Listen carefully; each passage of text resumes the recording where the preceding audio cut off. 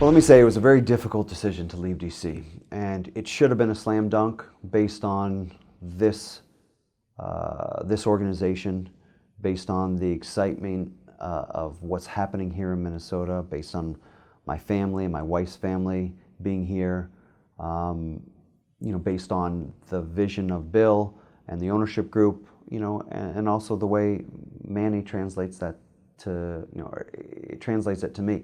However, it wasn't because of how great things were in DC for me and for my family. We loved it there. We both really like the community where we're living. I loved Ben Olson and working with him and the staff and Dave Casper, all the way from the ownership group down to the assistant kit man. These are people that do their job really well, that I really respect, and I flourished there, frankly. And when you're in that situation, something better might be out there, but it's hard to leave, and it was very hard for us to make the decision. However, coming home, getting a chance to help build the club from the kind of the ground floor was just too much to pass up, and we're too excited about this opportunity to be here. And but it was hard. It was certainly hard. Now, my relationship with Manny is great. I have a ton of respect for him. I have a lot of admiration for him. I think we get along really well. We speak pretty straight with each other. That's honed from years of experience.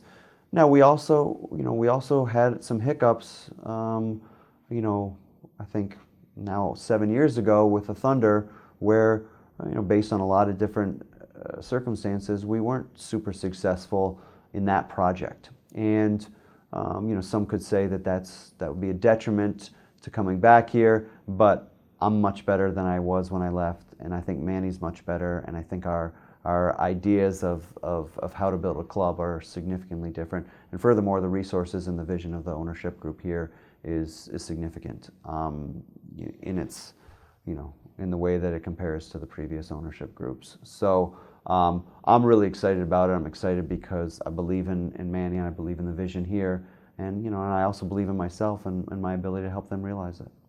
It won't be from scratch, because I think there's some good players that are already here from the NASL team, and now I think I'm uniquely situated because I've almost gone through two rebuilds. I was part of an expansion, a group that helped navigate the expansion waters, going from USL to MLS with Portland. And Gavin Wilkinson and John Spencer, the GM and head coach there, gave me a lot of freedom in that process and a lot of ownership to what went on. And I think we put together some really important pieces that, 5 years later ended up resulting in an MLS championship for Portland.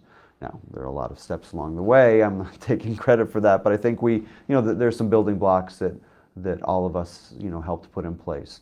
And then when I got to DC in 2014, they were coming off one of the worst seasons in MLS, and they had done a significant reboot, a roster rebuild with a variety of mechanisms available to them.